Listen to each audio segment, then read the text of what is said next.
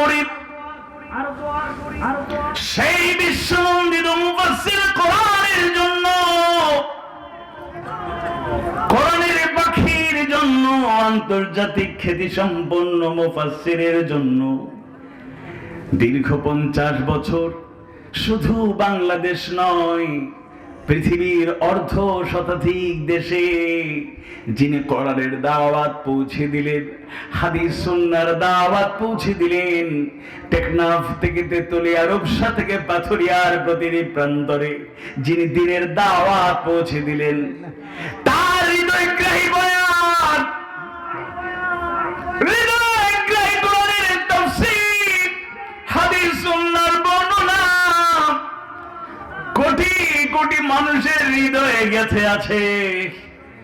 যার বয়ান তাফসীর শুনে লাখ লক্ষ মানুষ হেদায়েতের আলোয় আলোকিত হলো, যার বয়ান, যার তাফসীর শুনে হাজারো মুসলিম ইসলামের দীক্ষায় দীক্ষিত হয়ে গেল।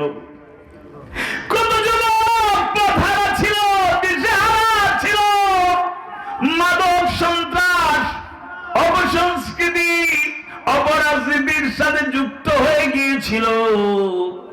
যুবকদের হৃদয়ের সবটুকু ভালোবাসা উজাড় করে তিনি ডাকলেন। যুবকেরা সাড়া দিল ঝাঁকে ঝাঁকে। প্রবাসীরাও অনেকেই কত স্মৃতিচারণ করে আমাদের মতো নগণ্য মানুষদের কেউ তারা শোনায়। প্রবাসে গিয়ে হারাম উপার্জনে যুক্ত হয়ে গেলাম। তিনি গেলেন, কথা বললেন। অন্যতম একটা বয়ান ছিল হালাল উপার্জনের ব্যাপারে, হারাম বর্জনের ব্যাপারে। তার হৃদয়গ্রাহী বয়ান শুনে চিন্তা করলাম, প্রয়োজনে না খেয়ে থাকবো, এরপর হারাম উপার্জন দুনিয়ার স্বার্থে আর করব না।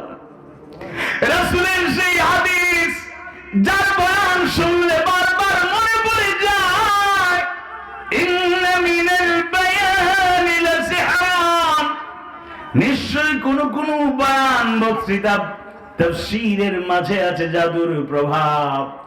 এই জমিনে এরকম হৃদয়গ্রাহী ও তুলুনি আলোচনা করার মতো লোক কবে আর আসবে আমরা জানি না। আল্লাহ, সেই কোরআনের পাখিটাকে তুমি জান্নাতুল ফিরদাউসের আলা মাকাম দান করো, শাহাদাতের সর্বোচ্চ মর্যাদা দাও। আওয়াজ বাড়িয়ে বলুন আমিন। শুনুন, কণ্ঠ কপি করা যাবে, চেহারা, দাড়ি, আবা, জুব্বা, অনেক কিছুই কপি করা যাবে, কিন্তু আরো কত বছরে, শত বছরে একজন আল্লাহর সাইনি তৈরি হবে আমরা জানি না। বলেন ঠিক কিনা? যারা অনুসরণ করছেন তাদের প্রতি আমাদের কৃতজ্ঞতা, দোয়া করি আল্লাহ তাদের মর্যাদা বাড়িয়ে দিন, দ্বীনের জন্য তাদেরকে আল্লাহ কবুল করে নিন, বিশুদ্ধ নিয়ত ইখলাসের সাথে আখিরাতের জবাব দিতে নিয়ে আল্লাহ তাআলা ভূমিকা পালনের তৌফিক দিন। কিন্তু লোকদের তো মতলব ভালো নয়। কণ্ঠ কপি করে বাজার যখন পেয়ে যায়, ভাইরাল হয়ে যায়, একটা ভালো গ্রহণযোগ্যতায় আসে, তখন তো 80,000 1 লাখ ছাড়া খুঁজে পাওয়া যায় না। এটা নবীওয়ালা কাজ, এটা সাহাবায়ে কেরামদের রেখে দেওয়া কাজ, এটা তাবেঈনদের পথ ধরে রেখে দেওয়া কাজ। এই ওয়াজ শুধু বর্ণনা করার মাধ্যমে মঞ্চ কাঁপিয়ে দেওয়া, মানুষের হৃদয় বিগলিত করার দায়িত্ব নয়। কথা এবং কাজের মাধ্যমে দাঁড়িদেরকে, মুফাসসিরদেরকে, ওয়াইজদেরকে এমন ভাবে নিজেকে তৈরি করতে হবে, প্রয়োজনে শাহাদাতের পেয়ালা পান করব, রক্ত দেব, ঘাম ঝরাবো, কালের জীবন কেটে যাবে, বাতিলের সাথে কোনো আপোষ করা যাবে না, যাবে না, যাবে না।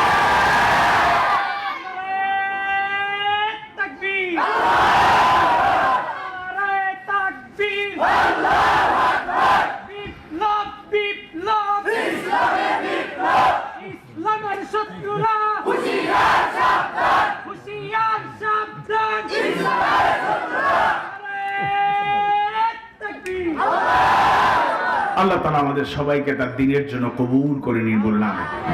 আপনারা কি কষ্ট পেয়েছেন?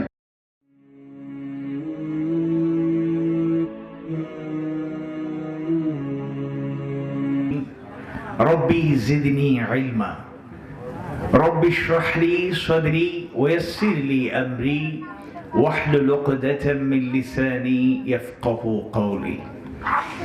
বাংলাদেশের ঐতিহ্যবাহী জেলা, ইতিহাস, ঐতিহ্য, শিক্ষা দীক্ষা, ইসলাম প্রিয়তা, যেই জেলার যেই জনপদের সুনাম সুখ্যাতি পৌঁছে দিয়েছে বিশ্বময়, ঐতিহ্যের ধারক বাহক সিরাজগঞ্জের সদরের অন্তর্গত ঐতিহ্যবাহী গ্রাম, ঐতিহ্যবাহী জনপদ রানীগ্রাম পশ্চিমপাড়া বড়বাড়ি পুরাতন জামে মসজিদ কমিটির উদ্যোগে আয়োজিত বার্ষিক ওয়াজ মাহফিলের সমাপনী দিন, দ্বিতীয় রজনীর সমাপনী লগ্নে উপস্থিত আজকের এই মাহফিলের সম্মানিত সভাপতি, অত্র জামে মসজিদের ইমাম ও খতিব, নন্দিত আলেমে দ্বীন, ইসলামী চিন্তাবিদ কারি মোহাম্মদ আবু সাঈদ সাহেব হাফিজাহুল্লাহ তাআলা, মাহফিলের মধ্যমণি হযরত উলামায়ে কেরাম,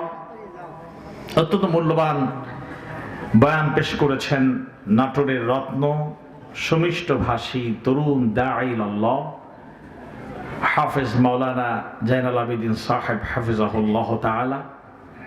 অত্যন্ত জ্ঞানগর্ভ দলিলিক চমৎকার হৃদয়গ্রাহী বয়ান পেশ করেছেন সিরাজগঞ্জের রত্ন, নন্দিত তরুণ আলেমে দ্বীন, ইসলামী গবেষক মুফতি হাফেজ মাওলানা আলী আসগর রশিদি সাহেব হাফিজাহুল্লাহ তাআলা, এবং আরো উলামায়ে কেরামের কাছ থেকে আপনারা কথা শুনেছেন। প্রথম রজনী গতকাল আপনারা অত্যন্ত মূল্যবান বয়ান শুনেছেন, সমিষ্ট কণ্ঠস্বর রাজশাহীর রত্ন তরুণ দাঈ আল্লাহ, জনপ্রিয় দাঈ আল্লাহ কারি আফতাব আহমেদ হাফিজাহুল্লাহর কাছ থেকে। আজকের মাহফিলে কথা বলেছেন, উপস্থিত হয়েছেন সিরাজগঞ্জ পৌরসভার 7 নম্বর ওয়ার্ডের কাউন্সিলর, জননেতা, রাজনীতিবিদ, সমাজসেবক জনাব মোহাম্মদ হোসেন আলী সাহেব। স্পেশাল গেস্ট হিসেবে যারা আমন্ত্রিত ছিলেন, রাজনীতিবিদ, সমাজসেবক মোহাম্মদ আবু সাঈদ সরকার সাহেব, বিশিষ্ট ব্যবসায়ী এবং সমাজসেবক মোহাম্মদ সোহাগ হোসেন সাহেব সহ সম্মানিত অতিথিবৃন্দ, পিতৃতুল্য সম্মানিত মুরব্বীবৃন্দ, সন্তানতুল্য শিশু কিশোর বৃন্দ, আমাদের আত্মার আত্মীয় প্রাণের স্পন্দন তরুণ যুবক ছাত্র ভাইয়েরা, আমাদের প্রিয় বাসার ভাই সহ একঝাঁক তরুণ অক্লান্ত পরিশ্রম করেছেন এই মাহফিলের জন্য, এবং আরেকজন তরুণ দাঈ আল্লাহ যার দাওয়াত পেয়েই আমি আজকে আসার সুযোগ হয়েছে, তরুণ আলেমে দ্বীন সিরাজুল ইসলাম সাহেব হাফিজাহুল্লাহ তাআলা সহ এই মাহফিলের সাথে সংযুক্ত সকল আয়োজক বৃন্দ, সাংবাদিক বন্ধুগণ, মিডিয়া ব্যক্তিত্বগণ, প্রশাসনের বিভিন্ন পর্যায়ের রেসপন্সিবল পারসন, দূর দূরান্ত থেকেও মুমিন মুমিনা যারা আমার কথাগুলো শুনছেন, পর্দার আড়ালে অবস্থান করছেন, আলাদা প্যান্ডেলে অবস্থান করছেন, এবং আমার কাছে যেই তথ্য আছে পুরুষদের প্যান্ডেল তো মোটামুটি কানায় কানায় পরিপূর্ণ, তবে মহিলা প্যান্ডেল, মহিলাদের অবস্থান পুরুষদের থেকে বেশি না কম? একটু আসতে বলেন তো দেখি, বেশি না কম? আওয়াজ বাড়ি বলেন, বেশি না কম? অবশ্য সর্বশেষ আদমশুমারিতে দেখা গেছে মহিলাদের সংখ্যাই বাংলাদেশে বেশি। তবে দিনদার ইসলাম প্রিয়তারই এটা লক্ষণ। বাংলাদেশের সব জায়গায় কিন্তু মহিলা আলাদা প্যান্ডেলের ব্যবস্থা থাকে না, তবে এই অঞ্চলে আমি আরো যত জায়গায় এসেছি অনুপ্রাণিত হয়েছি, উৎসাহিত হয়েছি। মা বোনেরাও সকল কাজ ফেলে রেখে কোরআন হাদিস সুন্নাহর কথাগুলো শোনার জন্য তারা সরাসরি প্যান্ডেলে অবস্থান করেন। এটা লজিক্যাল এবং বাস্তবসম্মত, কারণ বাসা বাড়িতে থেকে কাজকর্মের ফাঁকে কথা শোনার আগ্রহ, উদ্দীপনা এবং মনোযোগ থাকে না। সরাসরি বসে যদি কথা শোনা যায়, যদিও কেউ কেউ অভিযোগ করেন যে মহিলা প্যান্ডেলগুলোতে মা বোনেরা চান্স পাইলে ওয়াজও শোনেন, নিজেদের গল্পও সেরে নেন। তবে আমি আশা করি খাদিজা রাদিয়াল্লাহু আনহা, ফাতেমা রাদিয়াল্লাহু আনহা, আয়েশা সিদ্দিকা রাদিয়াল্লাহু আনহার উত্তরাধিকারী মুমিনা সিরাজগঞ্জের মা এবং বোনেরা যারা প্যান্ডেলে এবং আশেপাশে অবস্থান করছেন, যারা আসতে পারেননি, মাইকের আওয়াজ বাড়ি ঘর থেকেও যারা শুনছেন, তারা আশা করি মনোযোগ সহকারে শুনবেন। যত মুমিন আমার কথাগুলো শুনছেন সবার প্রতি আন্তরিক কৃতজ্ঞতা, শুকরান, জাযাকুমুল্লাহ খায়রান। আয়োজকদের প্রতি বিশেষ কৃতজ্ঞতা। আমি আল্লাহ তাআলার নগণ্য একজন হলাম, অতি সাধারণ একজন মানুষ। আলেমে দ্বীন, মুফাসসিরে কোরআন হওয়ার তো কোনো যোগ্যতাই নাই। তালেবে ইলম হিসেবে যতটুকু পারি ভূমিকা রাখার চেষ্টা করছি। আপনারা যারা আমাকে দাওয়াত করে সম্মানিত করেছেন, আল্লাহ তাআলা আপনাদের মর্যাদা বাড়িয়ে দিন, আমিন ইয়া রাব্বাল আলামিন। দূর দূরান্ত থেকে অমুসলিম ভাই বোনেরা যারা আমার কথা শুনছেন, তাদেরকে আমার ব্যক্তিগত পক্ষ থেকে এবং আয়োজকদের পক্ষ থেকে থ্যাঙ্কস জানাচ্ছি। ওয়েলকাম, কনগ্রাচুলেশন, আপনাদের অভিনন্দন। কারণ আমাদের কথাগুলো শুনতে আপনারা বাধ্য নন, কিন্তু এরপরও আমরা এমন একটি দেশে বসবাস করি যেখানে ধর্ম বর্ণ নির্বিশেষে অ্যাজ এ হিউম্যান বিইং, একজন মানবিক মানুষ হিসাবে মনুষ্যত্ববোধ আছে বলেই সৌহার্দ্য সম্প্রীতি নিয়ে চলাফেরা আমরা করি। এই উদারতা, আন্তরিকতা আমাদের মধ্যে থাকা উচিত।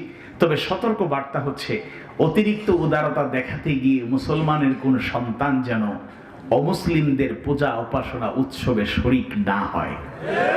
আল্লাহ তাআলা বোঝার তৌফিক দিন, বলুন আমিন। এবার আবারও বলুন, আপনারা কি আসলেই ভালো আছেন?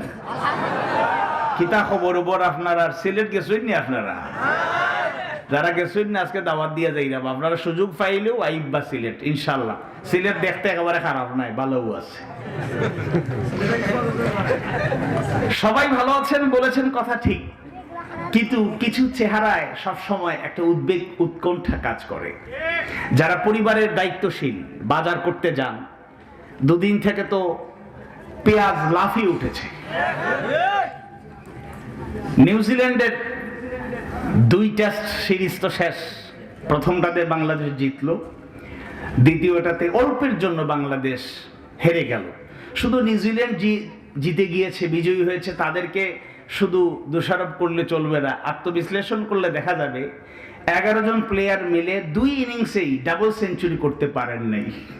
জিতার আশা করেন কেমনে? অথচ এইদিকে পেঁয়াজ বিশেষ অসাধুদের কারণে ডাবল সেঞ্চুরি করে বসে আছে। যদিও আমরা হাসছি, কিন্তু অন্তরের মধ্যে অনেক কষ্ট, ব্যথা।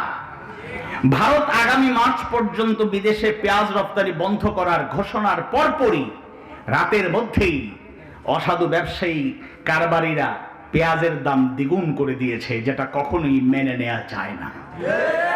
অবশ্য একটা রিপোর্ট দেখে কিছুটা ভালো লেগেছে।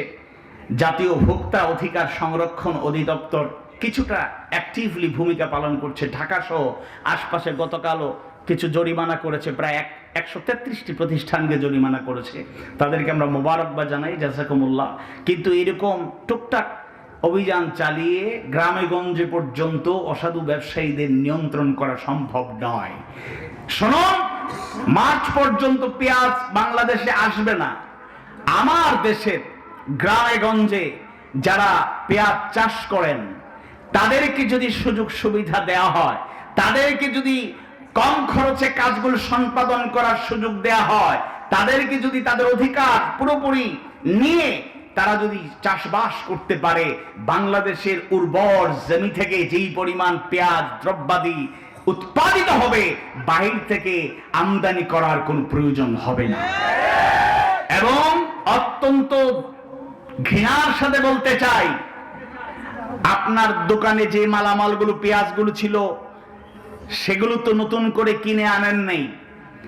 সোনার সাথে সাথে এটা স্টক করে দিয়ে জনগণের কষ্ট যারা বাড়িয়ে দিয়েছেন, এরকম অসাধু দুর্নীতিবাজ মানুষকে ঠকানোর চিন্তা নিয়ে যারা চলেন, যাদের মধ্যে মানবিক বোধ নেই, অ্যাকাউন্টেবিলিটি নেই, মনে রাখতে হবে দুনিয়ার আদালতেও সময়ের সুযোগে তাদের বিচারের মুখোমুখি হওয়া লাগবে। আল্লাহর আদালতে তাদের কোনো ছাড় নাই।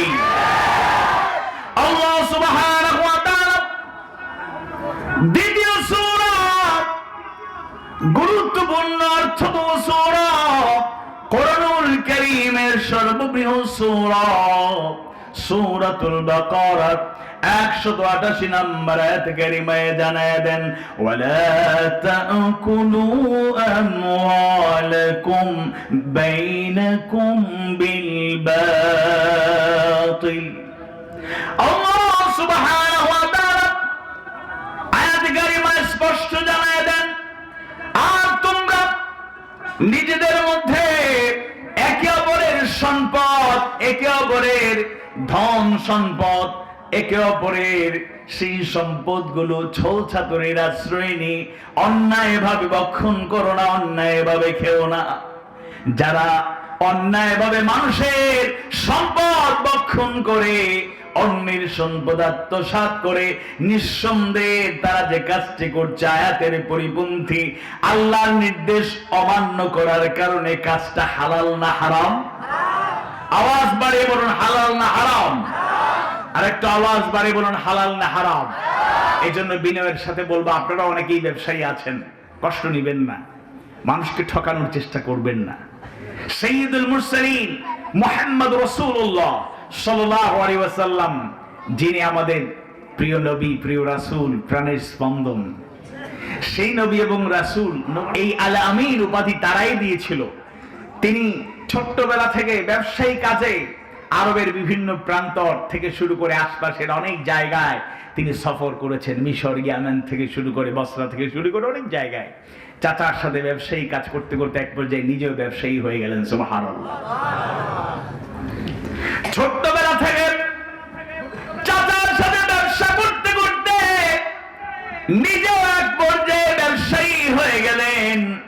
আল্লাহ রাসূলের চরিত্র কত সুন্দর ছিল, তার আমানতদারিতা, তার স্বচ্ছতা, অ্যাকাউন্টেবিলিটি, মানুষের সম্পদ নিজের সম্পদ মনে করে ভোগ করার কোনো চিন্তা ছিল না, কাউকে ঠকানোর কোনো মন মানসিকতা ছিল না।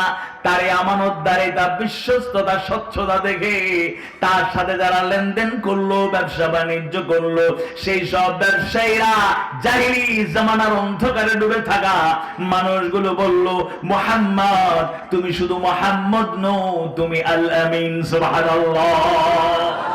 লাকাদ কানা লাকুম ফি রাসূলিল্লাহি উসওয়াতুন হাসানা।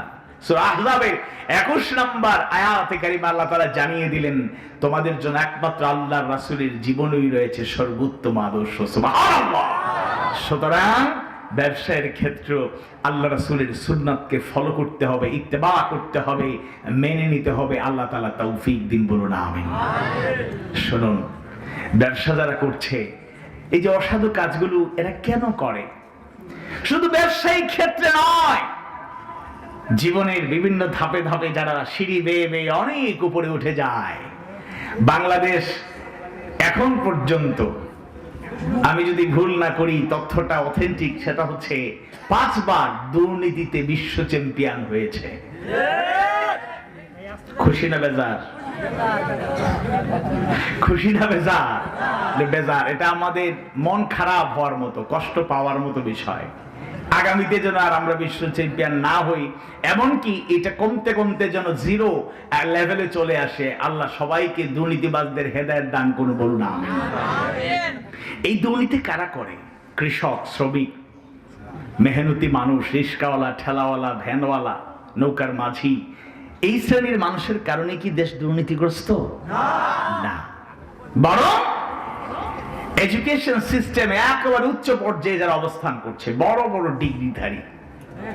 আমরা তো সিরাজগঞ্জে বাজারে আমরা যদি কোনো ছিটকে চোর, ওই সিদ্দিক চোরার মতো 500 টাকা দিয়ে দৌড় দেয়। আমি ভুল করছি, মাফ করেন। কি করছে, কি কইছে? আচ্ছা, ক্ষমা করে দেন, আমাকে ক্ষমা করে দেন, ক্ষমা করে দেন। আচ্ছা, এই ছিটকে চোর অভাবের কারণে আপনার দোকান থেকে হয়তো 200-400 টাকা নিয়ে দৌড় দিতে পারে। ঢাকাতে তো প্রায় দেখা যায় গণধোলাইয়ে অমুক একটা লোক মারা গেল, সত্য না মিথ্যা জানি না, কেউ ষড়যন্ত্র করে কাউকে গণধোলাইয়ের মুখোমুখি করতে পারে। এটা যেন না হয় এটি কামনা করি। কিন্তু আমরা অথবা বাড়ি ঘরে চোর যদি ঢুকে অভাবের তাড়নায়, ছিচকে চোর, খাবার নাই, একটু চাল ডাল কিছু নিয়ে চুরি করে নিচ্ছে, আপনারা পাইলে তো একেবারে গ্রাম একাকার করে দেন। রানীগ্রাম রাত 3টায় জেগে ওঠে, তাহাজ্জুদের জন্য না, চোরকে গণধোলাই করার জন্য। শুনুন, ক্ষমতা দেখান। ছিটকে চোর, 200-400 টাকার চোরকে আপনি আঘাত করছেন, নির্যাতন করে দুনিয়া থেকে সরিয়ে দেওয়ার মতো অসুন্দর কাজটি করছেন। তাকে বোঝাতে পারতেন, অভাবী হলে অভাব দূর করার জন্য একটা ব্যবস্থা করে দিতে পারতেন। এর মানে চুরিকে আমরা সমর্থন করছি না, এটাও হারাম, ছোট হোক আর বড় হোক, কিন্তু ছিচকে চুরকে ধরে আচ্ছা মতো ধোলাই আমরা দিতে প্রস্তুত। কিন্তু আমাদের মাথার উপরে এমন জায়গায় এরা বসে আছে কলমের খোঁজায়। নাগরিকদের দেশের সম্পদ, নাগরিকদের অর্থ, হাজার হাজার কোটি টাকা, মিলিয়ন ডলার, মার্কিন ডলার লুটপাট করছে। তাদেরকে আমরা স্যালুট করি, সম্মান করি। এটা জাতির জন্য একটা দুর্ভাগ্যজনক বিষয় ছাড়া আর কিছু হতে পারে না, পারে না, পারে না।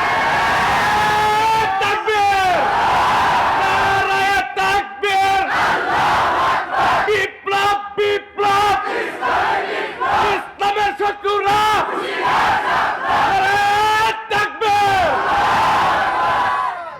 এজন্য ওই শিক্ষিত লোকদেরও দোষ দিয়ে লাভ নাই। শোনেন, আমরা ওইগুলাতে বিশ্বাস করি আর নাই করি, মজা করে অনেকেই বলে না যে তেল দিয়া সরিষা দিয়া ভূত তাড়াবেন, সেই সরিষাতেই যদি ভূত চেপে বসে তাহলে ভূত তাড়াবেন কেমনে? এই শিক্ষিত লোকগুলো যে তৈরি হচ্ছে, ভাই কিন্তু রাজশাহী বিশ্ববিদ্যালয়ের ছাত্ররা মাইন্ড করেন না, যেই ইউনিভার্সিটিগুলো, কলেজগুলো, স্কুলগুলো যে শিক্ষা নীতিতে পদ্ধতিতে চলে, শিক্ষিত লোকদের শুধু দোষ দিলে হবে না। মরাল ডেভেলপমেন্ট, ক্যারেক্টারের উন্নতির সুন্দর শিক্ষা তো আমাদের শিক্ষা নীতিতে নাই। এটার পরিবর্তন জরুরি। আমাদের এখন মজা হচ্ছে, ভাইরাল হয়ে গিয়েছে, মানুষ ট্রল করছে, টিরিং বিরিং সাইকেল চালায়। শিক্ষার্থীদের শিক্ষাতে গিয়ে এখন ট্রেনিং হচ্ছে প্যাক প্যাক প্যাক প্যাক। শিক্ষার্থীদেরকে শিক্ষা দেওয়ার জন্য ট্রেন্ড আপ হচ্ছে, যারা এরা বলতেছে ব্যাঙের মতো লাফাচ্ছে। এটা একটা অংশ। মজা করে শিক্ষক যদি কেউ পড়াতে পারেন, বাচ্চাদেরকে উৎসাহিত করতে পারেন, এটা কিছু কিছু ক্ষেত্রে এটা বাস্তবসম্মত, এটা ইললজিক্যাল নয়। কিন্তু এইগুলা কেন মানুষ ট্রল করছে? কারণ মানুষের কষ্ট। মনে রাখবেন, এই যে ছোট ছোট বিষয় নিয়ে কথা আমরা বলছি, এখানে তো আসল কিছু নয়, অনেক কিছু গভীরে। মাদ্রাসা, আপনি সপ্তম শ্রেণীর একটা বইয়ের একেবারে কভার পেজে দেখলাম হারমোনিয়াম, তবলা, ঢোল এগুলো দিয়ে দেয়া হয়েছে। মাদ্রাসার ছাত্রদেরকে তবলা, হারমোনিয়াম, গিটার এগুলো বাজানোর মাধ্যমে আপনি কি শেখাতে চান? সুকৌশলে মাদ্রাসা শিক্ষা ব্যবস্থা স্কুলে তো আছেই, এমনকি কমলমতি শিক্ষার্থীদের মন মগজকে অপসংস্কৃতি দিয়ে ভরপুর করার জন্য মাদ্রাসা শিক্ষায় এমন কিছু বিষয় সংযুক্ত করা হয়েছে যেটা কশ্চিনকালে কোন মুসলমান সাধারণ কোন নাগরিক মেনে নিতে পারে না। গত বছরে কিছু প্রতিবাদ হয়েছিল, এবছরের শুরুতেও পাঠ্যপুস্তকে এমন কিছু বিষয়, বানরের গোষ্ঠী তারা মানুষদেরকে বানরের বংশধর বানানোর অপপ্রয়াস চালিয়েছিল প্রতিবাদের মুখে। আপনারা মনে করেন হুজুর আপনাদের সব বললাম, কেউ অনেকে বলে হুজুর আপনারা যাই বলেন কিছুই হবে না। হুজুররা বললে যদি কিছু না হয়, তাইলে এই বানরের এই শিক্ষা ব্যবস্থা এইগুলো সংযুক্ত করার পরে কেন রিমুভ আর ডিলিট করা হলো? এর মানে কথা বললে অবশ্যই পরিবর্তন আসবে ইনশাআল্লাহ। তাই আমরা বিনয়ের সাথে অনুরোধ করব, অপসংস্কৃতি, অনৈতিক শিক্ষা যা কিছু যুক্ত করা হয়েছে এগুলোকে পরিবর্তন করা, সংস্কার করা জরুরি। আর আরেকটা জিনিস হলো আদর্শ নাগরিক, আদর্শ মানুষ, আদর্শ মুসলমান। অমুসলিম যারা, তাদেরকেও যদি নৈতিকতা সম্পন্ন হিসেবে গড়ে তুলতে হয়, ধর্মীয় শিক্ষার কোনো বিকল্প নাই। পৃথিবীর কোন রিলিজিয়ান, পৃথিবীর কোন ধর্ম কখনোই মানুষকে অনৈতিক হতে শেখায় না, চরিত্রহীন হতে শেখায় না। তারা বরং তাদের মরালিটি ডেভেলপমেন্টের জন্য কাজ করে। এজন্য প্রত্যেক ধর্মেরই ধর্মীয় গ্রন্থ গুরুত্ব দেওয়া উচিত, শিক্ষার্থীদের শেখানো উচিত। আর মুসলমানের সন্তানকে আদর্শ মুসলমান বানাতে হলে কোরআনের শিক্ষা, হাদিস, সুন্নাহর শিক্ষার কোনো বিকল্প নেই। এজন্য যেটা করতে হবে, কোরআনের প্রথম বাণী, প্রথম আয়াতটাকেই ফলো করতে হবে। এরপরে তো বিস্তারিত কথা আছে। সূরা আলাকের প্রথম আয়াত, ইকরা বিইসমি রাব্বিকাল্লাযী খালাক, read by the name of Allah who created you, পড়ো তোমার প্রভুর নামে যিনি সৃষ্টি করেছেন। সুতরাং সেই আল্লাহর নামেই আমরা পড়ব। ভূমিকায় আরেকটা কথা বলতে চাই, আপনারা এই যে আমাদের মতো ক্ষুদ্র মানুষদেরকে ভালোবাসেন, চেহারা দেখে নয়, আমরা ভালোবাসি কার শিক্ষাগত যোগ্যতা দেখে নয়, পদ পদবি দেখে নয়, বরং ভালোবাসি এক আজিম সত্তার সন্তুষ্টির জন্য। আওয়াজ বাড়িয়ে বলুন, তিনি কে? আল হুব্বু ফিল্লাহ ওয়াল বুগদু ফিল্লাহ। ভালোবাসা হবে আল্লাহর জন্য, ঘৃণা করা হবে আল্লাহর জন্য। আপনারা ভালোবাসেন আল্লাহর জন্যই, আপনাদেরকে আমরা ভালোবাসি আল্লাহর জন্য। এক মুমিন আর এক মুমিনকে ভালোবাসেন আল্লাহর জন্য। আমাদের জন্য সুসংবাদ, অতি সম্প্রতি 925 দিন কারাভোগের পর জামিন লাভ করেছেন, কারামুক্ত হয়েছেন বাংলাদেশের জনপ্রিয় দাঈ আল্লাহ, কুষ্টিয়ার রত্ন, বাংলাদেশের সুপরিচিত মুফাসসির কোরআন মুফতি আমির হামজা হাফিজাহুল্লাহ তাআলা। বলেন আলহামদুলিল্লাহ। এর আগে মুক্তি পেয়েছেন আরেকজন তরুণ দাঈ আল্লাহ, পরিচিত দাঈ আল্লাহ রফিকুল ইসলাম মাদানী হাফিজাহুল্লাহ তাআলা। আল্লাহ তাআলা তাদেরকে সুস্থ রাখুন, হেফাজতে রাখুন, আমিন ইয়া রাব্বাল আলামিন। আমরা এরকম আলেম যারা, তাদেরকে মুক্ত বাতাসে দেখতে চাই। কেন? দুনিয়াবি কোনো স্বার্থে নয়। কারণ আলেমরা বেঁচে থাকলে, আলেমরা মুক্ত থাকলে তাদের জবান থেকে যেই কিতাব থেকে আলোচনা হবে, এই কিতাবের নাম কি? কোরআন। কোরআন হাদিস সুন্নাহর আলোকে তারা বয়ান করবেন, জাতির মুক্তির জন্য তারা কথা বলবেন, মানবতার হেদায়েতের বাণী পৌঁছে দিবেন। এটা এমনি এমনি নয়, কারণ আল উলামাউ ওয়ারাসাতুল আম্বিয়া, ওয়ারাসাতুল আম্বিয়া হিসেবে তারা এই দায়িত্ব পালন করে যাবেন। তাই আল্লামা মামুনুল হক হাফিজাহুল্লাহ সহ যারা বন্দী আছেন সকল আলেম দাঈ আল্লাহদেরকে আমরা মুক্ত বাতাসে দেখতে চাই। আল্লাহ তুমি কবুল করো, আওয়াজ বাড়িয়ে বলুন আমিন। আর দোয়া করি সেই বিশ্বনন্দিত মুফাসসির কোরআনের জন্য, কোরআনের পাখির জন্য, আন্তর্জাতিক খ্যাতি সম্পন্ন মুফাসসিরের জন্য। দীর্ঘ 50 বছর শুধু বাংলাদেশ নয়, পৃথিবীর অর্ধ শতাধিক দেশে যিনি কোরআনের দাওয়াত পৌঁছে দিলেন, হাদিস সুন্নাহর দাওয়াত পৌঁছে দিলেন, টেকনাফ থেকে তেতুলিয়া, রূপসা থেকে পাথুরিয়ার প্রতিটি প্রান্তরে যিনি দ্বীনের দাওয়াত পৌঁছে দিলেন, তার হৃদয়গ্রাহী বয়ান, হৃদয়গ্রাহী কোরআনের তাফসীর, হাদিস সুন্নাহর বর্ণনা কোটি কোটি মানুষের হৃদয়ে গেঁথে আছে।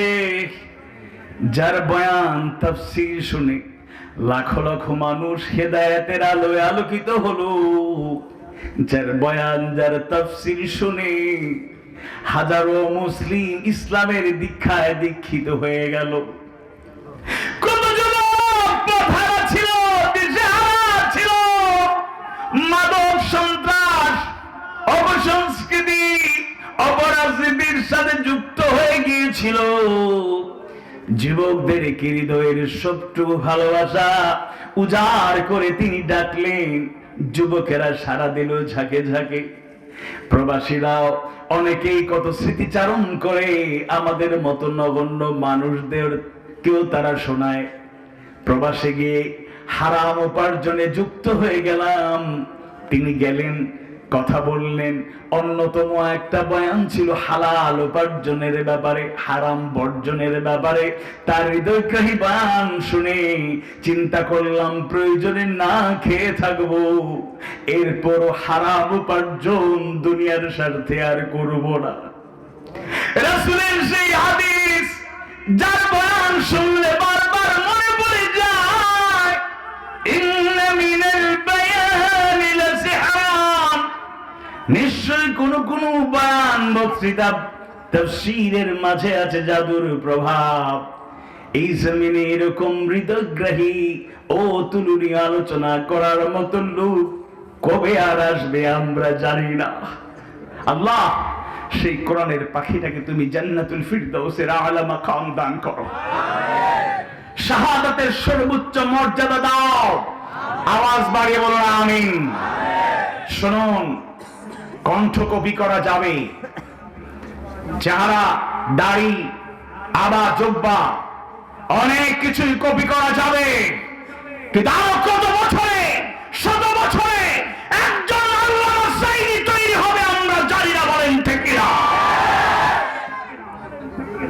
যারা অনুসরণ করছেন তাদের প্রতি আমাদের কৃতজ্ঞতা, দোয়া করি আল্লাহ তাদের মর্যাদা বাড়িয়ে দিন, দিনের জন্য তাদেরকে আল্লাহ কবুল করে নিন, বিশুদ্ধ নিয়ত ইখলাসের সাথে আখিরাতের জবাব দিতে নিয়ে আল্লাহ তাআলা ভূমিকা পালনের তৌফিক দিন। কিন্তু লোকদের তো মতলব ভালো নয়, কণ্ঠ কপি করে বাজার যখন পেয়ে যায়, ভাইরাল হয়ে যায়, একটা ভালো গ্রহণযোগ্যতায় আসে, তখন তো ৮০,০০০ ১,০০,০০০ ছাড়া খুঁজে পাওয়া যায় না। এটা নবীওয়ালা কাজ, এটা সাহাবায়ে কেরামদের রেখে দেওয়া কাজ, এটা তাবেঈনদের পথ ধরে রেখে দেওয়া কাজ। এই ওয়াজ শুধু বর্ণনা করার মাধ্যমে মঞ্চ কাঁপিয়ে দেওয়া, মানুষের হৃদয় বিগলিত করার দায়িত্ব নয়। কথা এবং কাজের মাধ্যমে দাঁড়িদেরকে, মুফাসসিরদেরকে, ওয়াইজদেরকে এমন ভাবে নিজেকে তৈরি করতে হবে, প্রয়োজনে শাহাদাতের পেয়ালা পান করব, রক্ত দেব, ঘাম ঝরাবো, কালের জীবন কেটে যাবে, বাতিলের সাথে কোনো আপোষ করা যাবে না, যাবে না, যাবে না।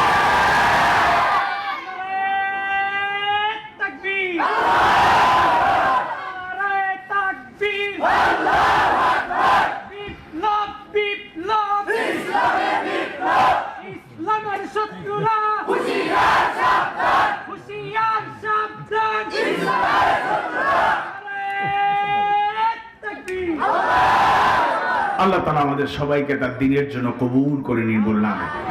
আপনারা কি কষ্ট পেয়েছেন? আমার কথা ঠিক আছে না ভুল? আল্লাহ তাআলা বোঝার তৌফিক দিন। আমি আর দীর্ঘ আলোচনা করে যে রাত ১টা ২টা বাজাবো এরকম কোনো নিয়ত নাই।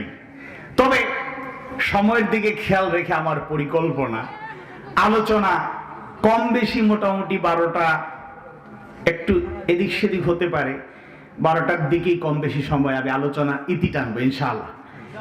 এর মাঝখানে আমাদের পক্ষ থেকে কিছু আবেদন আছে, আপনারা সাড়া দেবেন। আর আমরা আশা করি, যেহেতু বেশি সময় আর নাই, অনেক সময় চলে গিয়েছে, প্রায় 11:15 হয়ে গিয়েছে, 12টা বেশি সময় নাই, আশা করি আপনারা দোয়া করে যাবেন ইনশাআল্লাহ। দোয়া করে যাবেন তো ইনশাআল্লাহ? আমি আপনাদের কাছে দোয়া চাই। আর মুসাফির হিসাবে আমি আল্লাহ নগণ্য গোলাম, যেতে এসেছি, আমরা হৃদয় মন উজাড় করে বেশি সময় না হলেও আমরা আল্লাহর কাছে আমাদের ফরিয়াদ আমরা পেশ করব ইনশাআল্লাহ।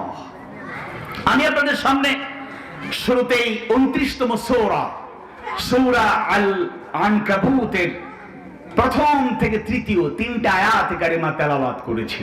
এই 3টা আয়াতে কারিমা আবারও তেলাওয়াত করব, সরল অনুবাদ পেশ করব, এবং এই 3টি আয়াতে কারিমার আলোকে, কোরআন হাদিস সুন্নাহর আলোকে, বাস্তবতার নিরিখে আমাদের জন্য শিক্ষণীয় দীক্ষণীয় কথাগুলো তুলে ধরার চেষ্টা করব। আল্লাহ তাআলা তৌফিক দিন, বলুন আমিন।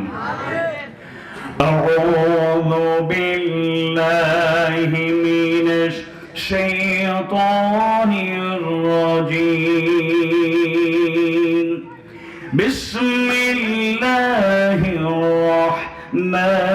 রাহমানির রাহিম। আলিফ লাম মিম। আহাসিবান নাসু আন ইউতরাকু আন ইয়াকুলু আমান্না ওয়া হুম লা ইফতানুন।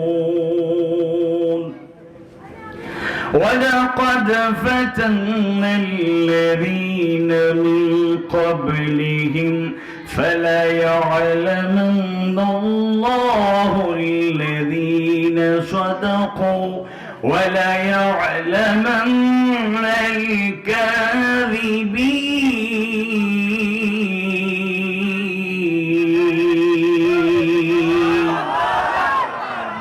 ألف لام ميم হুরুফে মুকাত্তাআত, বিচ্ছিন্ন হরফাবলী, অক্ষরাবলী, যার অর্থ ব্যাখ্যা বিশ্লেষণ আমরা জানি না। মুফাসসিররা এতটুকু বলেই থেমে গিয়েছেন, আল্লাহু আ'লাম বিমুরাদিহি বিহি। এর অর্থ ব্যাখ্যা বিশ্লেষণ মর্মার্থ জানেন একজন, তিনি কে? এরপর আল্লাহ বলছেন, আহাসিবান নাস, লোকেরা কি মনে করে নিয়েছে, আইয়ুতরাকু, তাদেরকে ছেড়ে দেয়া হবে, আইয়াকুলু, তারা বলল, আমান্না, আমরা ঈমান এনেছি, ওয়া হুম লা ইফতানুন, তাদেরকে কি পরীক্ষা করা হবে না? পরীক্ষা করা হবে নাকি হবে না? এবার তৃতীয় আয়াতে কারিমা আল্লাহ তাআলা এই কথার সাথে সাথে জানায়া দেন ওয়ালাকাদ ফাতান্নাল্লাযীনা মিন ক্বাবলিহিম ফালায়া'লামান্নাল্লাহুল্লাযীনা সাদাকু ওয়ালায়া'লামান্নাল কাযিবিন। আর আমি তো তাদের পূর্ববর্তীতে যারা এসেছিল তাদেরকে পরীক্ষা করেছি, ফলে আল্লাহ অবশ্যই জেনে নেবেন কারা সত্য বলে, এবং অবশ্যই তিনি জেনে নিতে চান, জেনে নেবেন কারা মিথ্যাবাদী। অর্থাৎ আল্লাহ তাআলার উপর যারা ঈমান এনেছে, যারা ঘোষণা দিয়েছে আল্লাহ ছাড়া প্রকৃত কোনো আসল কোনো মাবুদ নাই, যারা ঘোষণা দিয়েছে মুহাম্মদ সাল্লাল্লাহু আলাইহি ওয়াসাল্লাম আল্লাহর পক্ষ থেকে প্রেরিত রাসূল, এই কথা বলার পরে পরীক্ষা আসবে, বিপদ মুসিবত বিভিন্ন মাধ্যমে আল্লাহ তাআলা পরীক্ষা করবেন। এই কথা বলার পরে, ঘোষণা দেওয়ার পরে পরীক্ষা আসলেও এর মাধ্যমে আল্লাহ যাচাই করে দেখতে চান কারা কথায় সত্যবাদী আর কারা মিথ্যাবাদী। আওয়াজ বাড়িয়ে বলুন ঠিক কিনা? সূরার নাম হলো আল আনকাবুত। এর অর্থ হলো মাকড়সা। মাকড়সা, সিরাজগঞ্জে মাকড়সা আছে না নাই? আঞ্চলিক ভাষায় কি বলে? মাকড়সাই বলে। আর আমরা সিলেট হই মাখর। মাকড়সাও হওয়ার টাইম নেই, আমরা ওই দেখো মাখর আইছি আমরা বাসাত। মাখর ককে আমরা খ কই আর কি, কিতা কই না আপনারা? তাইলে আল আনকাবুত ওয়া ইন্না আওহানাল বুয়ুতি লাবাইতুল আনকাবুত লাউ কানু ইয়ালামুন।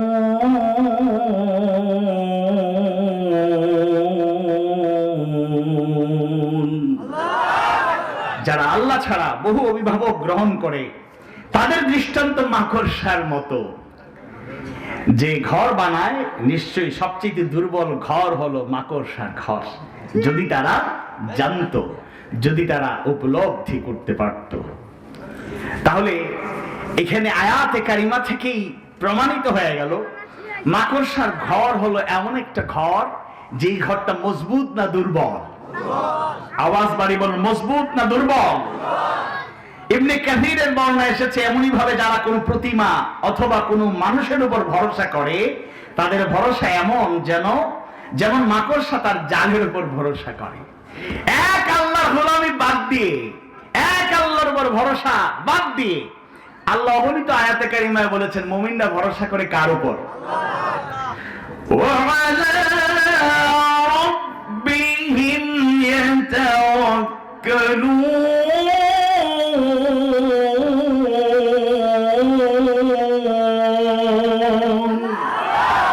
মুমিনের অনন্য গুণ হলো তারা ভরসা করে কার উপর? আল্লাহর উপর। সে এক আল্লাহর উপর ভরসা বাদ দিয়ে যারা কোনো প্রতিমা কিংবা কোনো মানুষের উপর ডিপেন্ড করে, ভরসা স্থাপন করে, তাদের উপমা হলো মাকড়সার মতো, মাকড়সার ঘরের মতো। মাকড়সা যেভাবে তার ঘর বানায় আসে, বড় আশা করে আমার ঘরে এখানে আমি থাকবো, এটার স্থায়িত্ব অনেক, আসলে এটার স্থায়িত্ব খুবই যৎসামান্য।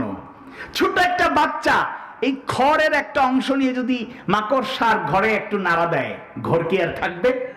অস্তিত্ব বিলীন হয়ে যাবে। কেউ মুখ দিয়ে যদি ফু দেওয়ার চেষ্টা করে সেটা মুহূর্তেই উড়ে শেষ হয়ে যাবে।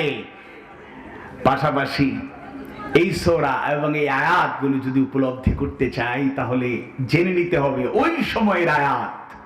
এই সূরা ওই সময়ের সূরা যখন কি ঈমান আনলেই তার উপর নির্যাতন, নিপীড়ন, স্টিমুলার চালানো হয়েছে, আঘাতের উপর আঘাত করা হয়েছে, পৃথিবী থেকে সরানোর পরিকল্পনা হয়েছে।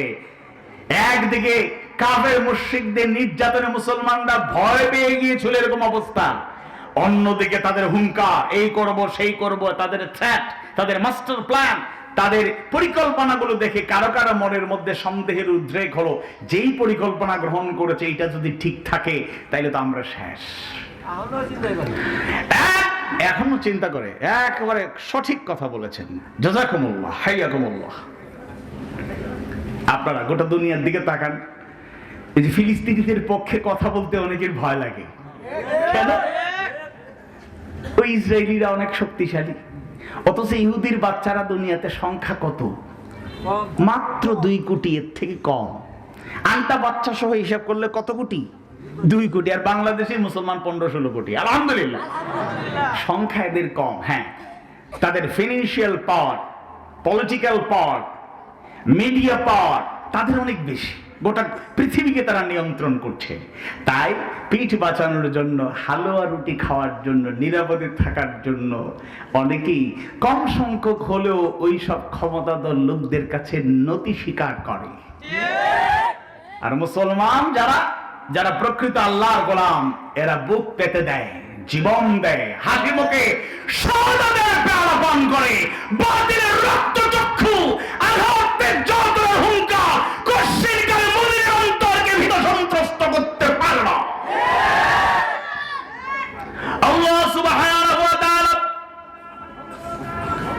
মাকড়সার উদাহরণ দিয়ে কত সুন্দর বোঝাতে চাইলেন। আল্লাহ ছাড়া অন্য কেউ অভিভাবক বানানোর দরকার নাই, অন্য কারো কাছে নত হওয়ার কোনো প্রয়োজন নাই, অন্য কারো কাছে সারেন্ডার করার কোনো প্রয়োজন নাই। যারা আল্লাহর উপর ভরসা করে আয়াতে কারিমাগুলো নাজিল করে রাসূলের মাধ্যমে সাহাবাদের মাঝে, মুমিনদের মাঝে সেই কথাগুলো জানায় দিলেন। আর কিয়ামত পর্যন্ত যারা এই কোরআন ধারণ করবে, ইসলামের সৌন্দর্য লালন করবে, তাদের জন্য শিক্ষা থেকে গেল। সেই শিক্ষা হলো, যারা আল্লাহর উপর ভরসা করবে তারা অন্য কিছুর উপর, কোনো ব্যক্তি গোষ্ঠীর উপর ভরসা করবে না। ওই সময়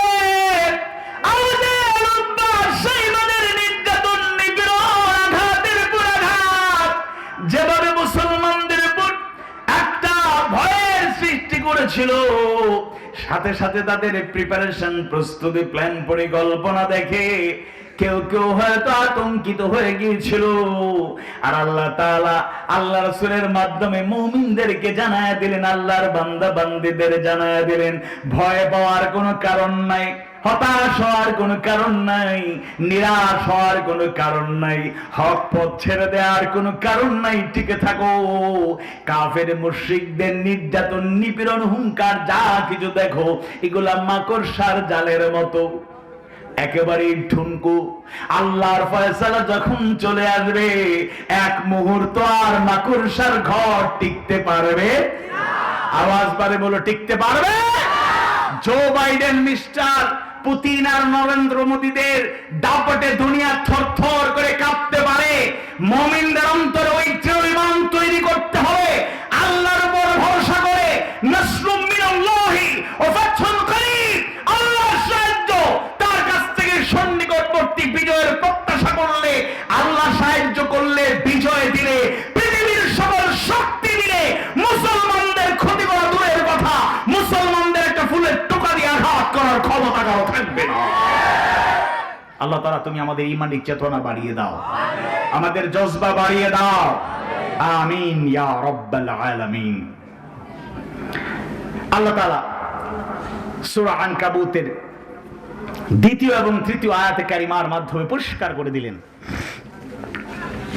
আহসিবান নাস, 2য় আয়াতে কারিমায় কত সুন্দর করে আল্লাহ বলছেন, আহসিবান নাস, লোকেরা কি মনে করে নিয়েছে, আইয়ুত রাখু, তাদেরকে ছেড়ে দেয়া হবে, আইয়াকুলু, তারা বলল, আমান্না, ঈমান এনেছি, ওহুম লা ইফতানুন, তাদেরকে কি পরীক্ষা করা হবে না? আল্লাহ তাআলা অবশ্যই অবশ্যই পরীক্ষা করবেন।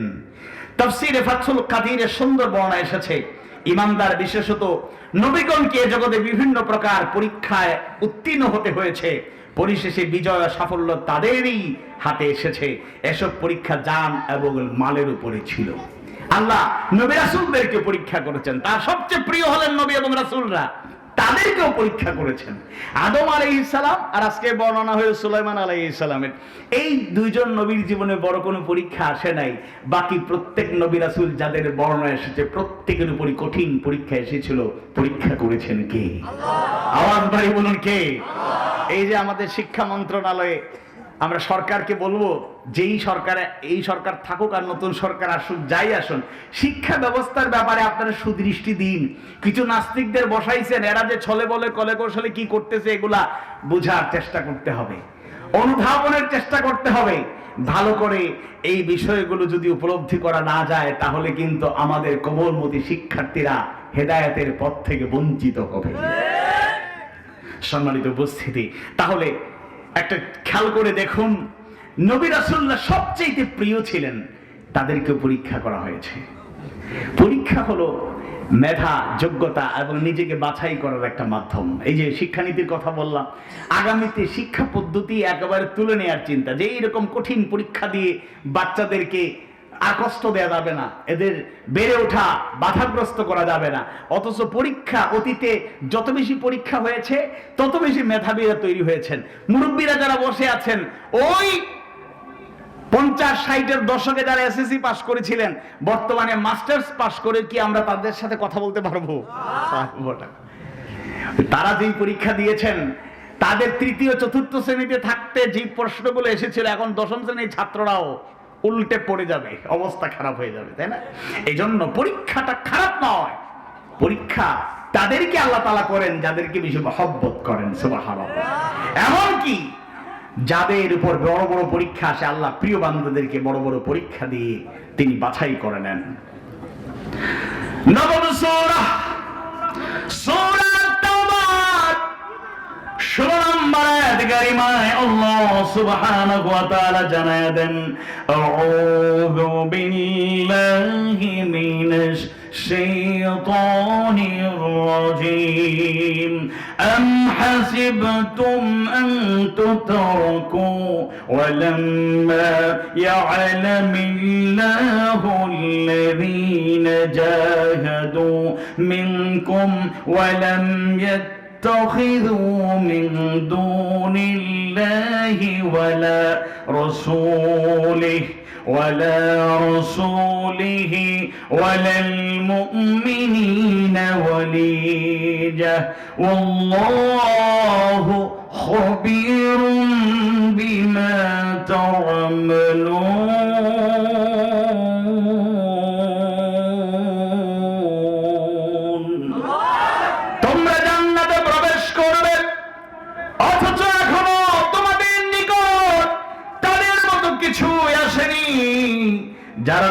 যারা তোমাদের পূর্বে বিগত হয়ে গিয়েছেন, এসেছিলেন, তাদেরকে স্পর্শ করেছিল কষ্ট, দুর্দশা, তারা কম্পিত হয়েছিল।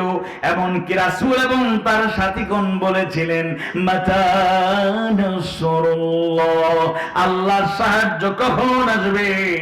তাদেরকে জানিয়ে দেয়া হলো, আলা ইন্না নাসরুল্লাহি করিব, জেনে রাখো নিশ্চয়ই আল্লাহর সাহায্য সন্নিকটবর্তী, নিকটবর্তী। বলেন আল্লাহু আকবার। খাব্বাব বিন আরাদ রাদিয়াল্লাহু আনহুর সেই বর্ণনা কারো জানা নয়, আরেকবার সেই হাদিসের বর্ণনা আমাদের কাছে পরিষ্কার। আল্লাহ রাসূল একদিন বায়তুল্লাহ হেলান দেয়াতে বিশ্রামরত ছিলেন। খাব্বাব বিন আরাদ আল্লাহ রাসূলের সামনে হাজির হয়ে গেলেন। যেই সকল সাহাবীরা নির্যাতিত নিপীড়িত ছিলেন, তার মধ্যে অন্যতম সাহাবীর নাম হলো খাব্বাব বিন আরাদ রাদিয়াল্লাহু আনহু। তিনি তার কষ্টের কথা শুধু বলেন নাই, মূলত নির্যাতন এত সহ্য করার মতো না, এত নির্যাতন চতুর্দিকে চলছে। নির্যাতিতদের পক্ষে খাব্বাব এসে আল্লাহ রাসূলের কাছে বললেন, ইয়া রাসূলুল্লাহ, আপনি কি আমাদের জন্য দোয়া করেন না? আপনি কি আল্লাহর কাছে আমাদের জন্য সাহায্য চান না? আল্লাহ রাসূল এই কথাটা পছন্দ করেন নাই, তার চেহারা রক্তিম বর্ণ ধারণ করলো। আল্লাহ রাসূল জানায় দিলেন, খাব্বাব শুনে রাখো, তোমাদের পূর্ববর্তীদেরও যারা ঈমান গ্রহণ করেছিলেন, তোমাদের পূর্বসূরি যারা, তাদের মতো এখনো তোমাদের সাথে আচরণ করা হয় নাই। পূর্ববর্তীতে যারা ঈমান এনেছিলেন তাদের সাথে এমন ঘটনা ঘটেছে, ঈমানদারদেরকে ডেকে আনা হতো, গর্ত করা হতো কোমর পর্যন্ত, সেই গর্তে তাদেরকে নামিয়ে দেয়া হতো। গর্তের মধ্যে কোমর পর্যন্ত গেড়ে দিয়া বাকি অংশ করাত নিয়ে আসা হতো। জীবন্ত ইমানদারদেরকে লোহার করাত দিয়ে দ্বিখণ্ডিত করা হয়েছিল। তোমাদের পূর্ববর্তীতে যারা ঈমান এনেছিল তাদের সাথে এমন আচরণ করা হয়েছে। জীবন্ত ইমানদারদেরকে হাত পা বেঁধে লোহার চিরুনি দিয়া তাদের শরীর থেকে গোশতগুলো কেটে কেটে জমিনে ফেলে দেওয়া হয়েছে। প্রশ্ন করছেন, আল্লাহ রাসূলের সাথে কথা বলছেন সেই খাব্বাব, যেই খাব্বাব অনেক অনেক নির্যাতিত হয়েছিলেন। ওমর ইবনুল খাত্তাব রাদিয়াল্লাহু আনহু একদিন খাব্বাবের সাথে কথা প্রসঙ্গে তিনি বললেন, খাব্বাব, তোমার শরীরে আঘাতের চিহ্ন তুমি বহন করছো, শুনেছি তোমার শরীরে বড় বড় গর্ত হয়ে গিয়েছে, তোমার কমর নাকি ছোট হয়ে গিয়েছে। খাব্বাব, তোমার শরীরে আঘাতের চিহ্ন কিছু আমাকে দেখাবা কিনা? খাব্বাব বিন আরাদ রাদিয়াল্লাহু আনহু, ওমর ইবনুল খাত্তাব রাদিয়াল্লাহু আনহু সে আবেদন ফেলে দিতে পারেন নাই। শরীরের উপরের কিছু অংশ কিছু নামিয়ে তার শরীরে গর্ত গর্ত দৃশ্যগুলো একটু দেখার পরে ওমরের দেখার আর কোনো সুযোগ হলো না। জিজ্ঞেস করলেন, হে খাব্বাব, গর্তগুলো কিভাবে হয়েছে একটু বর্ণনা করো, শোনাও। খাব্বাব বিন আরাদ রাদিয়াল্লাহু আনহু বর্ণনা করেন, আমাকে এমন ভাবে নির্যাতন করা হতো, কয়লায় আগুন ধরিয়ে দিয়ে বিছানো কয়লার মধ্যে আগুন ধরিয়ে দিয়ে জ্বলন্ত সেই অঙ্গারের উপর আমাকে শোয়া রাখা হতো। জ্বলন্ত অঙ্গার কয়লার উপরে শোয়া রাখার কারণে চামড়া বস্তু জ্বলে পুড়ে ছাই হয়ে যায়। এবার এটাই শুধু তারা করেনি, উপর থেকে আমাকে চাপ দিত, চাপ দেওয়ার কারণে কয়লাগুলো আমার চামড়া ভেদ করে গোশত পর্যন্ত পৌঁছে আমার গোশতের চর্বিগুলো গলে গলে কয়লার আগুন নিভে যেত। নাউযুবিল্লাহ।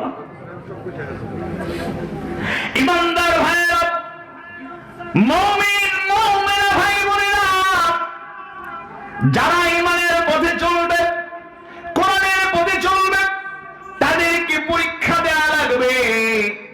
পরীক্ষা যুগে যুগে এসেছে, তবে আমরা ইমানদার হিসাবে, মুমিন হিসাবে এতটুকু করতে পারি, আল্লাহর কাছে এই দোয়াটা করতে পারি, আল্লাহ এমন পরীক্ষা দিও না যেই পরীক্ষায় উত্তীর্ণ হওয়ার মতো তৌফিক আমাদের নাই। কিন্তু পরীক্ষা করবেন ঘোষণা দিয়েছেন কি?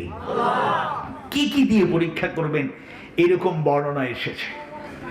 সূরাতুল বাকারা 155 নম্বর আয়াত কারিমায় আল্লাহ সুবহানাহু ওয়া তাআলা জানায় দেন, ওয়ালা নাবলুওয়ান্নাকুম বিশাইইম মিনাল খাউফি ওয়াল জু'i ওয়া নাকসিম মিনাল আমওয়ালি ওয়াল আনফুসি ওয়াথ থামারাত ওয়া বাশশিরিস সাবিরিন। আল্লাহ তাকিদ দিয়ে বলছেন, আমি অবশ্যই তোমাদেরকে পরীক্ষা করব। কি দিয়ে? খৌফ, ভয় দিয়ে পরীক্ষা করব। ওয়াল জু', খোদার যন্ত্রণা অভাব অনটন দিয়ে পরীক্ষা করব। ওয়া নাকসিম মিনাল আমওয়ালি ওয়াল আনফুস, জানমালের ক্ষতি দিয়ে পরীক্ষা করব। ওয়া থামারাত, ফসলাদি নষ্ট করে পরীক্ষা করব। ওয়া বাশশিরিস সাবিরিন, হে নবী এরপরও যারা ধৈর্য ধারণ করে তাদের সুসংবাদ জানিয়ে দাও। সুবহানাল্লাহ। মা বোনেরা শুনছেন, মা বোনের মধ্যে এরকম দৃষ্টিভঙ্গি লালিত হয়।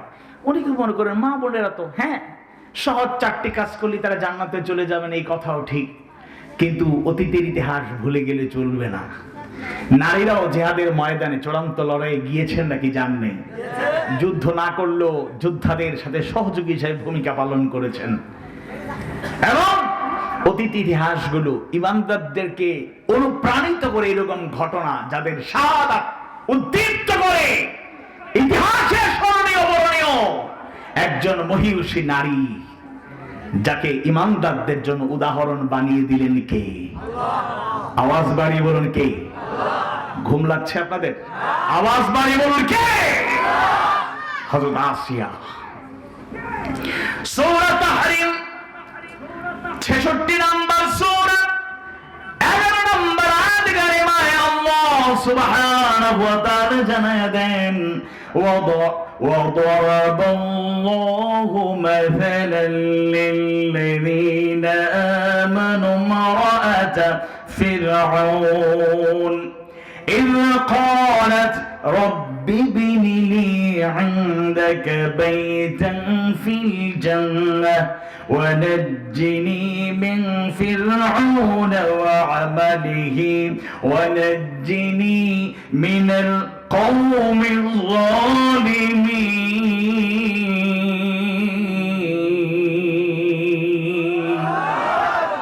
আর যারা ঈমান আনে তাদের জন্য আল্লাহ ফেরাউনের স্ত্রী উদাহরণ পেশ করেন, যখন সে বলেছিল, হে আমার রব, আপনার কাছে আমার জন্য জান্নাতে একটি বাড়ি নির্মাণ করুন, সুবহানাল্লাহ, এবং আমাকে ফিরাউন এবং তার কর্ম হতে নাজাত দিন, আর নাজাত দিন জালিম সম্প্রদায় হতে। ফিরাউন কত বড় জালেম ছিল সেটা কারো অজানা নয়।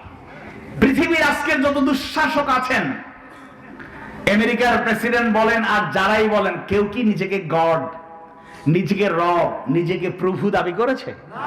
সে বলেছে আমি আমেরিকার প্রেসিডেন্ট, তার একটা পাওয়ার আছে ওয়ার্ল্ড ওয়াইড, সে মাতব্বরি করতে চায়, কিন্তু সে কোনোদিন নিজেকে গড, প্রভু, রব দাবি করে নাই। কিন্তু ফেরাউন কত ক্ষমতাধর ছিল। আল্লাহকে যারা মানে তাদের হুঙ্কার দিয়ে বলতো, তোমরা আল্লাহরে ছাড়তে পারবা না, বুঝতে পারছি, আচ্ছা ঠিক আছে, আল্লাহ তোমাদের রব, আনা রব্বুকুমুল আ'লা, আমি হলাম তোমাদের বড় রব। নাউযুবিল্লাহ বলবেন না? নাউযুবিল্লাহ মিন যালিক। সেই ফেরাউন দেখেন, সে হলো দুনিয়া কাঁপানো রাজাধিরাজ, ক্ষমতাধর দুঃশাসক, আর তার ঘরেই কালেমার দাওয়াত পৌঁছে দিয়েছেন কি? ফেরাউন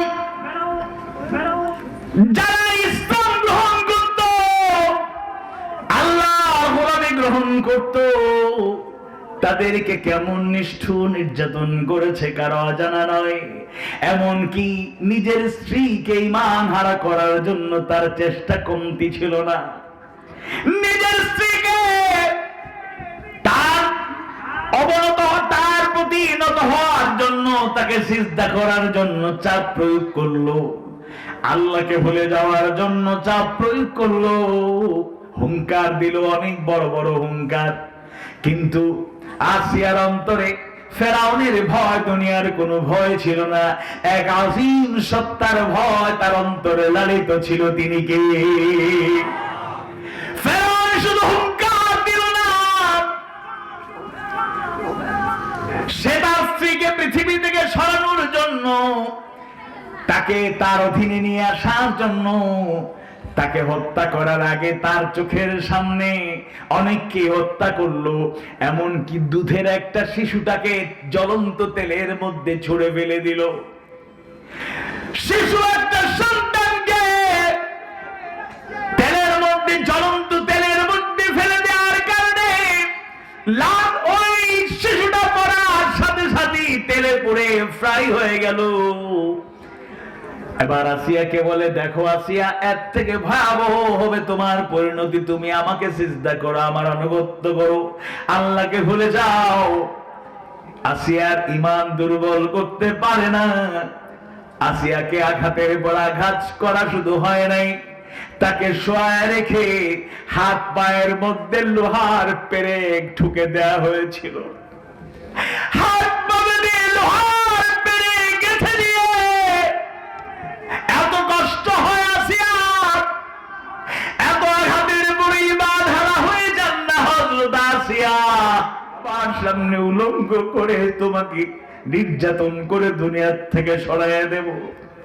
হযরত আসিয়া যখন দেখলেন সীমার বিরুদ্ধ হয়ে যাচ্ছে, ফেরাউনের কাছে নত হন নাই, ফেরাউনের কাছে প্রাণ ভিক্ষা চান নাই, তিনি তার রবের কাছে দোয়া করলেন। আল্লাহ তাআলা হযরত আসিয়ার দোয়াটা এত পছন্দনীয় হয়ে গেল, দোয়াটা আয়াতে কারিমায় যুক্ত করে দিলেন। আসিয়ার দোয়া, রব্বি বিনিলি ইনদাকা বাইতান ফিল জান্নাহ ওয়া নাজ্জিনি মিন ফিরআউনা ওয়া আমালিহি ওয়া নাজ্জিনি মিনাল কওমিজ জালিমিন।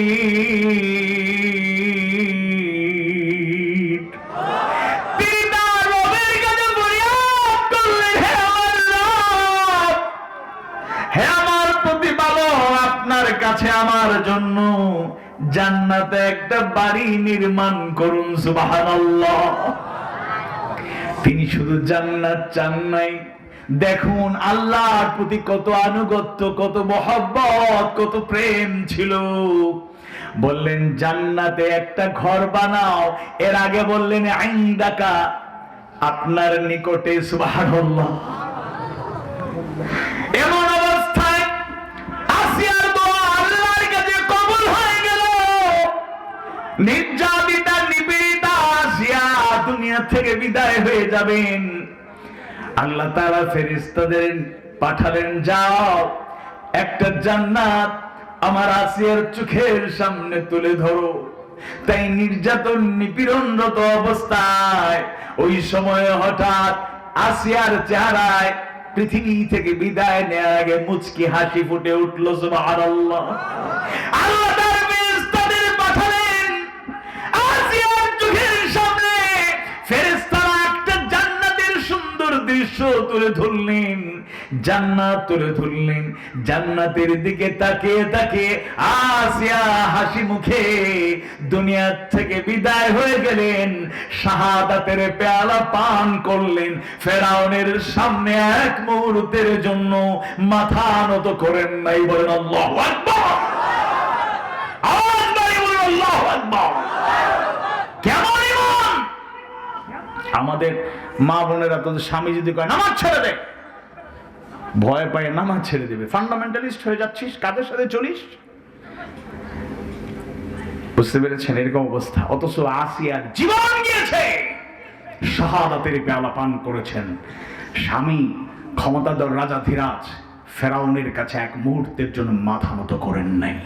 হযরত আসিয়ার জীবন থেকে শুধু মা বোনেরা নয়, কিয়ামত পর্যন্ত মুমিনদের শিক্ষা নেওয়া উচিত। ঈমানের উপর টিকে থেকে আল্লাহর উপর আনুগত্য, আস্থা, বিশ্বাসকে জারি রেখে জীবন বাজি রেখে সংগ্রাম চালিয়ে যেতে হবে। মুহূর্তে ঈমান থেকে বিচ্যুত হওয়া, দিনের পর ছেড়ে দেওয়া যাবে না, যাবে না, যাবে না। কে রেজিস্ট্রেশন দিল আর কে দিল না, নিবন্ধন দিল নাকি দিল না, আল্লাহর উপর ভরসা রেখে পথ চলতে হবে। দুনিয়ার কাউকে গড মেনে, নেতা মেনে কিংবা দুনিয়ার কারোর সামনে আমরা সারেন্ডার করে, আত্মসমর্পণ করে ঈমান বিলিয়ে দিয়ে আবার ঈমানের পথে চলার নেকি অভিনয় আর করব না। ঈমানি দৃঢ়তা এরকম আমাদের মধ্যে তৈরি করতে হবে। আহসিবান নাসু আন ইউতরাকু আন ইয়াকুলু আমান্না ওয়া হুম লা ইফতানুন। নিঃসন্দেহে সেই ঘটনাগুলো কারো অজানা নয়। ঈমানের কারণে নির্যাতিত যারা হয়েছেন, পারিবারিকভাবে নির্যাতিত হয়েছেন, তন্মধ্যে একটা পরিবার উল্লেখযোগ্য, ইয়াসির পরিবার, আলা ইয়াসির। সেই পরিবারের উপর যে নির্যাতন নিপীড়ন চালানো হয়েছিল, নিঃসন্দেহে সেটা অত্যন্ত দুঃখজনক, হৃদয় বিদারক। হযরত ইয়াসির বিন মালিক, তার স্ত্রী হযরত সুমাইয়া এবং তার পুত্র আম্মার রাদিয়াল্লাহু আনহুম, তার পরিবারের উপর কাফের মুশরিকরা কি নিষ্ঠুর নির্যাতন চালানো হয়েছিল সেই কথা আমরা জানি। সে আবু জাহেলের নির্দেশে তাদেরকে খোলা মাঠে নিয়ে নির্যাতন চালানো হতো। একদিন পথিমধ্যে তাদের উপর নির্যাতন চলছে, এমন অবস্থা আল্লাহ রাসূল পার দিয়ে হেঁটে যাচ্ছিলেন। আল্লাহর নির্দেশে বাহিরে আল্লাহ রাসূল একটা ভূমিকা পালন করেছেন, আওয়াজ বাড়িয়ে করেছেন। ওই সময় বেশি বেশি সবরের আয়াত নাজিল হয়েছে, ত্যাগ এবং কোরবানির আয়াত নাযিল হয়েছে, আল্লাহ রাসূল নিজে থেকে আগ বাড়িয়ে একবারও কিছু বলেন নাই। সুবহানাল্লাহ। আল্লাহ যে নির্দেশ দিয়েছেন হুবহু আল্লাহ রাসূল সেটাকে অনুসরণ করেছেন। ইয়াসির পরিবারের উপর নির্যাতন চলছে, তাদের আর্তচিৎকার কান্না শোনা যায়। আল্লাহ রাসূল একদিন পাশ দিয়ে যাচ্ছেন, ইয়াসির পরিবারের উপর নির্যাতন চলছে। আল্লাহ রাসূল তাদেরকে উদ্দেশ্য করে এইটুকু বললেন, সবরান আলা ইয়াসির, সবরান আলা ইয়াসির, হে ইয়াসির পরিবার ধৈর্য ধারণ করো, ফাইন্না মাওইদাকুমুল জান্নাহ, সুতরাং তোমাদের জন্য জান্নাত অপেক্ষা করছে। বলেন আল্লাহু আকবার। হযরত ইয়াসিরকে শহীদ করা হলো, তার স্ত্রী সুমাইয়া রাদিয়াল্লাহু আনহাকে কত নির্মম ভাবে পৃথিবী থেকে বিদায় করা হলো, সেই ঘটনা কারো অজানা নয়। ইসলামের জন্য প্রথম যিনি শাহাদাতের পেয়ালা পান করলেন, আল্লাহ রাসূলের নবুয়তি জিন্দেগিতে যার শাহাদাত ছিল প্রথম শাহাদাত, তিনি উজ্জীবিত করে গেলেন সাহাবায়ে কেরামদের। আমাদেরকে উজ্জীবিত করেন, তার শাহাদাত কিয়ামত পর্যন্ত মুমিন মুমিনাদেরকে অনুপ্রাণিত করবে। আবু জাহেল নির্যাতন চালায় আর বলে, আল্লাহকে ভুলে যাও, মুহাম্মদকে ভুলে যাও।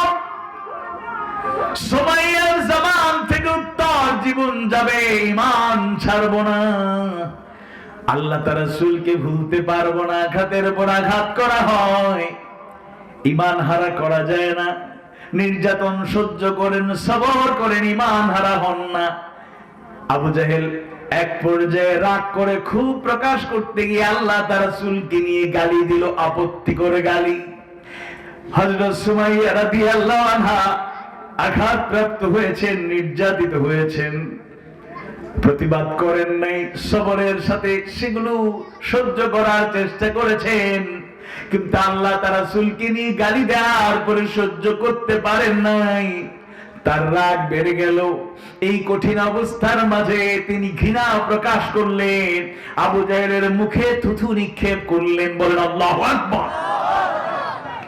থুথু নিক্ষেপ করার কারণে আবু জাহেলের রাগ অনেক বেড়ে গেল। আবু জাহেলের রাগ বেড়ে যাওয়ার কারণে পৃথিবীর ইতিহাসে নির্মম নিষ্ঠুর কায়দায় হযরত সুমাইয়া রাদিয়াল্লাহু আনহাকে বিদায় করা হলো। বর্ষা হাতে তুলে নিল আবু জাহেল, তার লজ্জাস্থান দিয়ে বর্ষা ঢুকিয়ে পৃথিবীর ইতিহাসে পাষণ্ডতার নির্মমতার নজির স্থাপন করলো। হযরত সুমাইয়া রাদিয়াল্লাহু আনহা জীবন হারালেন, শাহাদাতের পেয়ালা পান করলেন। জীবনের শেষ নিঃশ্বাস পর্যন্ত আবু জাহেলদের সামনে আত্মসমর্পণ করেন নাই। আওয়াজ বাড়িয়ে বলো আল্লাহু আকবার। নারায়ে তাকবীর, লিল্লাহি তাকবীর।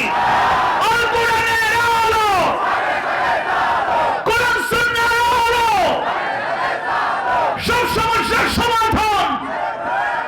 সুতরাং আমি আপনাদের সামনে আহ্বান জানাতে চাই, নিঃসন্দেহে দুনিয়াবি কোনো কারণে নয়, আল্লাহর সন্তুষ্টির জন্যই, আখিরাতের সফলতার জন্যই, নিজেদের ঈমানকে টিকিয়ে রাখার জন্যই, আমলকে সমৃদ্ধ রাখার জন্যই মুমিনদেরকে এরকম দৃঢ় ঈমানের অধিকারী হতে হবে যে আমরা আপোষ করব না, বাতিলের সামনে মাথা নত করব না।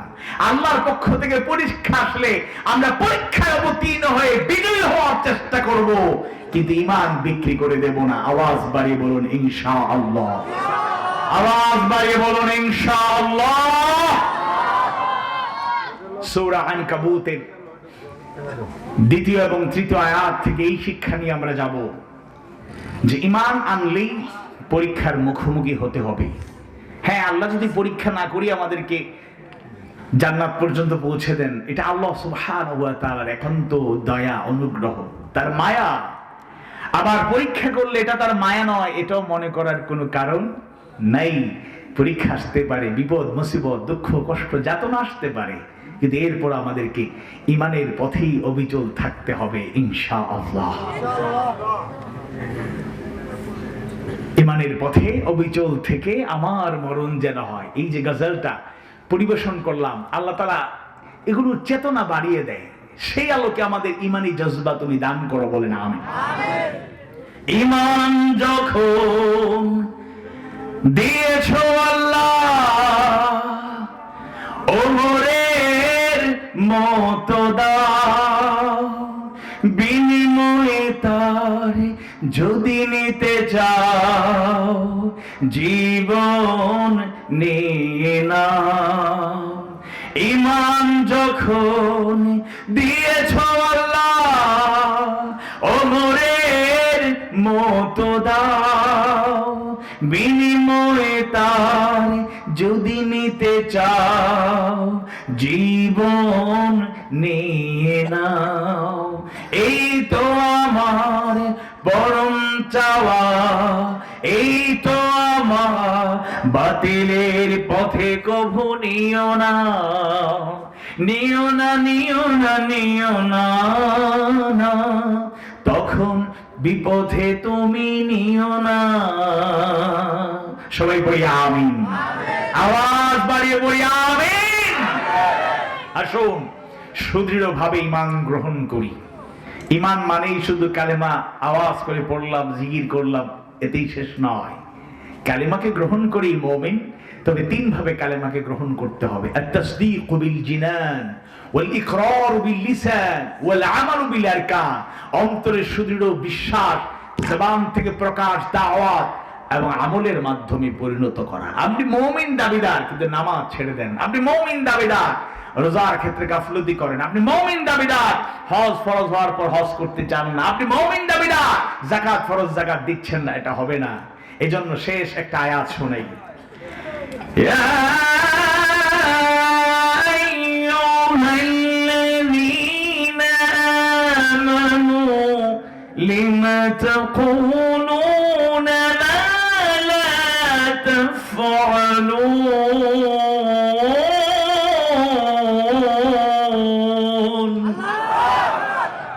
হে ইমানদারগণ, তোমরা যারা ঈমান এনেছো, লিমা তাকুলুন, কেন এমন কথা বলো, মা লা তাফআলুন, যা নিজে করো না।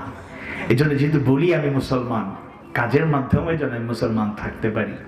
মুসলমানদের মধ্যে নীতি নৈতিকতা, আদর্শ, চরিত্র, সৌন্দর্য, কথাবার্তা, উঠা বসা, চলাফেরা, সব ক্ষেত্রে যেন ইসলামের প্রতিচ্ছবি হয়ে আমরা নিজেকে তৈরি করতে পারি, যেন কথার কাজে বলতে পারি ইন্নানি মিনাল মুসলিমিন, নিশ্চয়ই মুসলমানের অন্তর্ভুক্ত, I am a Muslim. Practicing Muslim হওয়ার জন্য চেষ্টা করতে হবে, হালালকে গ্রহণ করতে হবে, হারামকে বর্জন করতে হবে। আল্লাহ সুবহানাহু ওয়া তাআলা সেই তৌফিক দান করুন, আমিন ইয়া রাব্বাল আলামিন। কথাবার্তায় ভুল হলে আল্লাহ তাআলা ক্ষমা করুন। শিক্ষণীয় যা বলার চেষ্টা করেছি, আল্লাহ তাআলা সেই আলোকে আমাদেরকে আমল করার তৌফিক দিন, আমিন ইয়া রাব্বাল আলামিন।